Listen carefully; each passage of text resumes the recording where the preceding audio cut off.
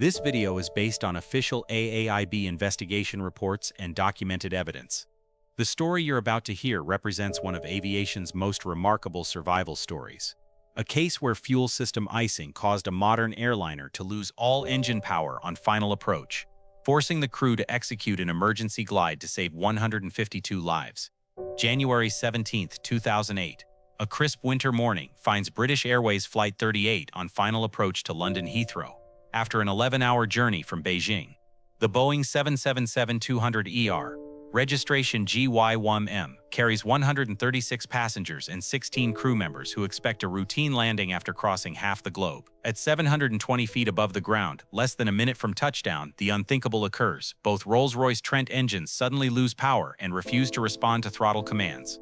In the cockpit, Captain Peter Burkill and his crew face every pilot's nightmare, a powerless aircraft with no altitude for recovery. What follows is 77 seconds of extraordinary airmanship as the crew stretches their glide to avoid catastrophic impact with Heathrow's approach obstacles. The 777 touches down 330 meters short of runway 27L, sliding across grass before coming to rest astride the runway threshold. This is the story of British Airways Flight 38, how microscopic ice crystals in jet fuel created the Boeing 777's first hull loss, and how superior crew coordination and modern aircraft design combined to prevent what should have been a catastrophic accident. The investigation will reveal a previously unknown vulnerability in modern jet engines, transforming aviation fuel systems worldwide. British Airways Flight 38 operates with a Boeing 777-200ER, representing the pinnacle of 1990s aviation technology. Registration GY1M, delivered in 2001, embodies twin-engine efficiency and long-range capability that revolutionized international aviation. The aircraft features twin Rolls-Royce Trent 895 engines, each generating 95,000 pounds of thrust power plants, renowned for reliability and fuel efficiency. Advanced fly-by-wire flight controls, sophisticated engine management systems, and redundant safety features make the 777 one of aviation's safest aircraft. Flight 38's route from Beijing to London covers 8,100 kilometers across some of Earth's most challenging terrain and weather. The planned flight path takes the aircraft over Mongolia, Siberia, and Scandinavia, regions where January temperatures routinely drop below 70 degrees at cruising altitude. Captain Peter Burkill commands the flight with 12,700 total flight hours, including 8,450 hours on the Boeing 777. His extensive experience on the type represents the expertise airlines require for long-haul international operations. First Officer John Coward serves as pilot, flying with significant 7777 experience. The cockpit crew includes additional pilots for the lengthy transcontinental flight, ensuring proper rest rotation during the 11-hour journey. The 136 passengers aboard represent typical long-haul international travel business executives, tourists, and families connecting between Asia and Europe. The lightly loaded aircraft, operating well below maximum capacity, will prove beneficial during the emergency ahead. GY1M has an exemplary maintenance record with no recurring mechanical issues, making the impending fuel system failure completely unexpected. Flight 38 departs Beijing Capital International Airport on schedule, beginning its westward journey across Asia toward London. The aircraft carries 71,401 kilograms of Jet A1 fuel loaded at a temperature of 5 Celsius, standard fuel temperature for winter operations in Beijing. The fuel loading process follows normal procedures, with ground crews transferring aviation fuel that meets all international specifications for purity and water content. Unknown to anyone involved, this fuel contains normal amounts of dissolved and suspended water, quantities that typically pose no operational threat. As Flight 38 climbs to its initial cruising altitude of 34,800 feet, the aircraft enters the extreme cold of high-altitude winter flight over northern Asia. Outside air temperatures drop to -74 degrees as the 777 crosses Mongolia and enters Siberian airspace. The aircraft's fuel system, designed to operate safely in these conditions, begins experiencing phenomena that Boeing and Rolls-Royce engineers never anticipated. Water molecules in the fuel start forming ice crystals as temperatures in the wing tanks drop below -10 degrees. Initially, these microscopic ice formations pose no threat. The fuel flows normally through pumps, filters, and feed lines as the 777 maintains its planned cruise speed and altitude. The ice crystals remain suspended in the fuel, gradually accumulating in areas of low flow within the fuel system. For nearly 11 hours, Flight 38 operates normally as it crosses Central Asia and approaches European airspace. The crew manages routine navigation, communication, and system monitoring duties while passengers rest or enjoy in-flight entertainment during the overnight flight. The stage is set for a fuel system emergency that no certification testing has ever considered. During Flight 38's lengthy journey across the world's coldest regions, a silent process begins within the aircraft's fuel system that will ultimately threaten everyone aboard. As the Boeing 777 flies at 40,000 feet through air temperatures of -76°C, the fuel temperature in the wing tanks drops to dangerous levels. The aircraft's fuel system includes sophisticated heat exchangers called FOHEs, fuel oil heat exchangers, that serve dual purposes. These devices use hot engine oil to warm fuel before it reaches critical engine components, preventing ice formation in downstream systems while simultaneously cooling the engine oil. Each FOHE contains over 1,000 small tubes through which fuel flows, surrounded by hot engine oil. The design includes deliberate crimps and restrictions to maximize heat transfer efficiency. However, these same features create perfect collection points for ice particles when fuel contains even normal amounts of water. As Flight 38 operates at low cruise fuel flow rates for hours while flying through extreme cold, water molecules in the fuel gradually form ice crystals. These crystals, initially microscopic and harmless, begin adhering to the interior surfaces of fuel lines and heat exchanger components. The ice accumulation process occurs slowly and imperceptibly. Normal fuel system monitoring provides no indication of the growing restriction developing within the FOHEs. Engine parameters remain normal, fuel flow appears adequate, and all indications suggest proper system operation. The Boeing 777's fuel system design meets all certification requirements for operation in cold conditions. However, the specific combination of extremely low fuel temperatures, minimal fuel flow rates, and extended exposure time creates conditions that no testing protocol anticipated. By the time Flight 38 begins its descent toward London, substantial ice accumulations have formed within both engine fuel systems. Before we continue with this critical sequence, we want to thank our viewers who follow through the pilot's eyes. These investigations into rare fuel system failures help us understand how aircraft systems respond to unexpected conditions. Your subscriptions help us research these technical aviation stories. As Flight 38 begins its approach to London Heathrow, the crew configures the aircraft for landing following standard procedures. The autopilot and auto-throttle systems manage the descent profile, while Captain Burkill and First Officer Coward monitor aircraft performance and prepare for touchdown. At 12:25 p.m. local time, the 777 is established on the instrument approach to runway 27L. Weather conditions at Heathrow are favorable with good visibility and light winds. Hundreds perfect conditions for a routine arrival after the long transcontinental journey. The critical moment arrives as the auto-throttle system commands increased engine thrust to maintain the proper approach speed. For 11 hours, the engines have operated at reduced cruise power settings, allowing ice to accumulate gradually within the fuel system heat exchangers. When the throttles advance for approach power, fuel flow demand increases dramatically, from cruise flow rates to nearly 4 times higher approach requirements.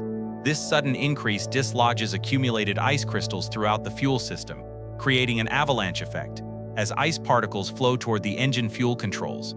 At 720 feet above ground level, just 77 seconds from touchdown, the inevitable occurs. Ice accumulations block the fuel flow through the right engine's FOHE, causing an immediate loss of thrust response. The engine power rolls back despite auto-throttle commands for increased power. 7 seconds later, the left engine experiences identical fuel flow restriction, leaving Flight 38 powerless at the most critical phase of flight. At 720 feet above Heathrow's runway 27L, Captain Burkill witnesses every pilot's worst nightmare. Both engines simultaneously lose power when maximum thrust is most desperately needed. The Rolls-Royce Trent engines, reliable workhorses of international aviation, suddenly become silent windmills generating no useful thrust. First Officer Coward, serving as pilot flying, immediately recognizes the catastrophic situation. "I can't get any power," he calls out as the throttles fail to produce any engine response. The auto-throttle system continues commanding increased thrust, but the fuel flow restrictions prevent the engines from delivering power. The 77's sophisticated flight management systems detect the anomalous engine behavior and begin alerting the crew to the developing emergency. However, no warning system can convey the true severity of their situation: complete loss of power during final approach with insufficient altitude for engine restart procedures. Flight 38's airspeed immediately begins deteriorating as drag forces overcome the minimal thrust from the windmilling engines. From their approach speed of 140 knots, the aircraft quickly decelerates toward dangerous stall speeds as gravity and aerodynamics take control. Captain Burkill takes immediate action to maximize their gliding distance. "Flaps 25, he commands, reducing drag by retracting the wing flaps from 30 to 25 degrees. Every knot of airspeed and foot of altitude becomes precious as they attempt to stretch their glide toward the runway. The 150-ton Boeing 777 transforms from a powered aircraft into a glider, depending entirely on its aerodynamic efficiency to reach safety. The crew has only seconds to make decisions that will determine whether 152 people survive the day. With both engines powerless and the aircraft rapidly losing airspeed, Captain Burkill and First Officer Coward work together to extract every possible foot of gliding distance from their crippled 777. At 200 feet above ground, their airspeed has deteriorated to 108 knots, dangerously close to stall speed. The crew faces an impossible equation. They must maintain enough airspeed to prevent stalling while simultaneously minimizing their rate of descent. Too much speed means a steeper descent angle and shorter glide distance. Too little speed risks an aerodynamic stall that would end all control.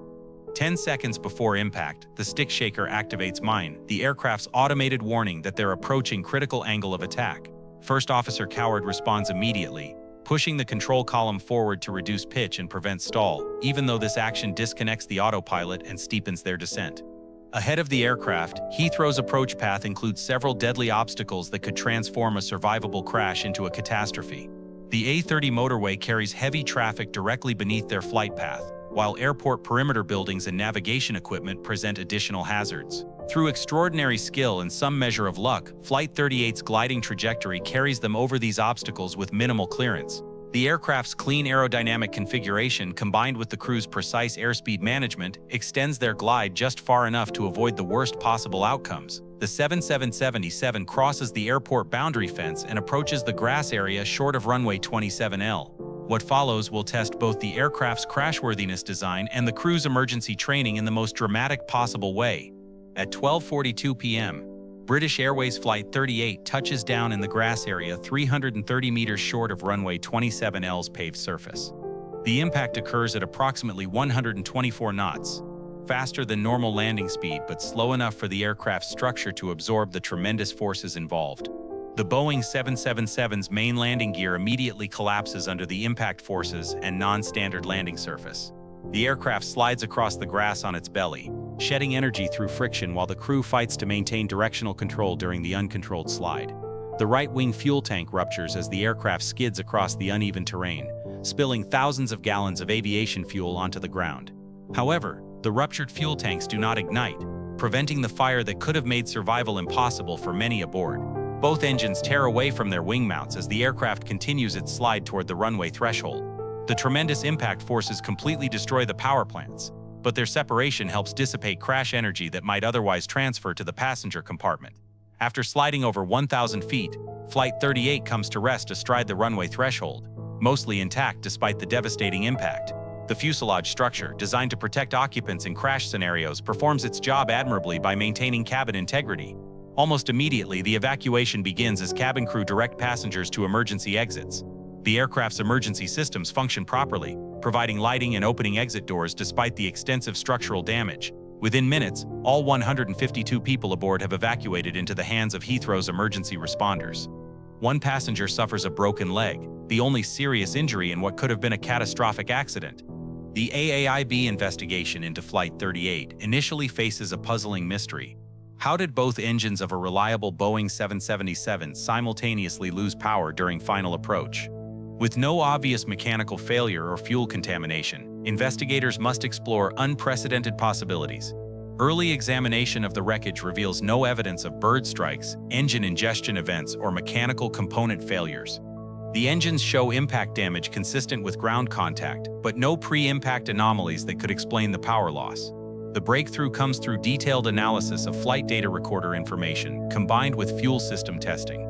Investigators discover that the fuel temperature during Flight 38's journey dropped to -34 suck-slush in the wing tanks, minus cold enough to create ice formation conditions. Laboratory testing reveals the previously unknown vulnerability in the FOHE design. When presented with ice crystals at specific concentrations and temperatures, the heat exchanger tubes can become blocked, restricting fuel flow to critical engine components. Data mining analysis of over 175,000 Boeing 777 flights reveals that Flight 38 experienced a unique combination of factors: extended operation at very low fuel temperatures, minimal cruise fuel flow rates, and high approach power demands. This combination created the perfect conditions for catastrophic ice accumulation. The investigation identifies ice accumulation in fuel system components as a previously unrecognized threat to aviation safety. The discovery prompts urgent safety recommendations and design modifications across the entire Boeing 77 fleet equipped with Rolls-Royce Trent engines. A similar incident involving Delta Airlines Flight 18 confirms the phenomenon, validating the investigators' findings and emphasizing the widespread nature of this newly discovered risk.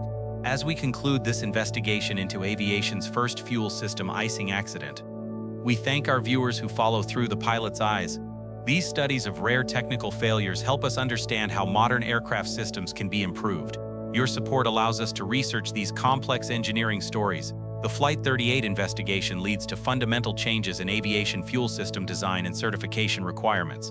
Boeing and Rolls-Royce implement immediate modifications to prevent ice accumulation in FOHE components, including redesigned tube crimping and enhanced heating systems. New fuel system icing inhibitor (FSII) procedures are developed for flights operating in extreme cold conditions. Military aviation has used these additives for decades, but commercial aviation adopts them only after Flight 38 demonstrates their necessity. The aviation industry implements enhanced fuel temperature monitoring and management procedures for long-range flights through cold regions.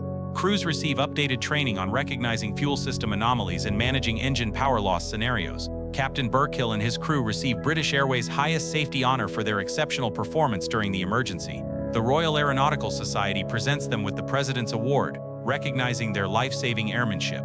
Flight 38 becomes the Boeing 777's first hull loss, but also its greatest testament to crashworthiness design. The aircraft structure protects all 152 occupants during an impact that could have been catastrophic, validating decades of safety engineering. The investigation's findings transform fuel system certification requirements worldwide, ensuring future aircraft can safely operate in the extreme conditions that defeated Flight 38. The 152 survivors owe their lives to superior crew training, advanced aircraft design, and the rigorous investigation that ensures such accidents cannot happen again.